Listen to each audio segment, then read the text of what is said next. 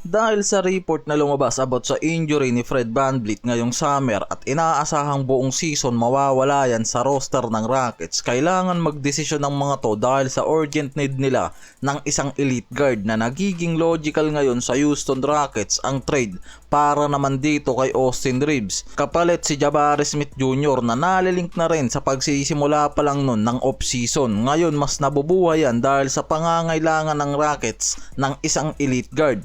Ang Rockets kasalukuyan na ngayong limitado sa salary cap kaya hirap na kumilos yung mga yan dahil sa financial constraints. Kaya hindi basta-basta makakapag-add yung mga yan ng bagong malaking contract. Samantalang ang Lakers sa report ngayon hindi naman active yung mga yan para sa mga trade discussion para kay Reeves. Maliban na nga lang daw kung merong deal na pwedeng pumabor sa kanila. Gusto ng Lakers na magkaroon ng malaking return. Kung sakaling gamitin man nila itong si Austin Reeves sa trade, yan yung gustong mangyari ng front office. Ang Rockets ngayon maraming wings at forward position na may defense first mindset. Kahit kitang malakas na yung pangalan na meron sa roster nila mula dito kay Durant, Thompson, Finney Smith, Jabari Smith, sila Alperen, nakikitang marami sa kanila yung off limits. Hindi dapat i-trade o hindi tamang kapalit ni Austin Reeves, pero sa pangangailangan kasi ng Rockets ngayon ng isang mahusay na point guard, kailangan talaga nilang magsakripisyo ng asset, lalo't hindi rin papayag ang Lakers kung sakali na makakuha ng sapat na trade match para lang dito kay Reeves. Kaya ang nakikita dyan, pwedeng itong si Tari Eason na power forward 6'8" o itong si Jabari Smith Jr. na nag-average last season ng 12.2.7 rebounds, 1.1 assists, 0.7 blocks at power forward position din ang habulin ng Lakers dyan.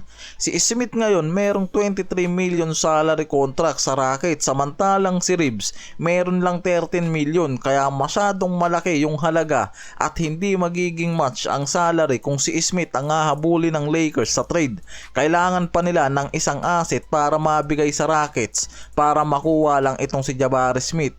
Kung si Tari Eason naman na di hamak, mas mababa nga ang salary contract na pumapatak lang ng 5 million, kaya mapipilitan naman ang Rockets na magdagdag ng ibang asset para nga i-match yung salary kay Austin Reeves. Kailangan dyan ng Rockets ng trade proposal na pwedeng gamitin yung mid-level player o contract na may value. Hindi lang si Tari Eason. Kung pipiliin ng Lakers na hindi isama si Jabari Smith dahil sa salary constraints, pwede silang pumili ng kasama ni Tari Eason, pwedeng picks at ibang asset para mas gawin ng trade possible.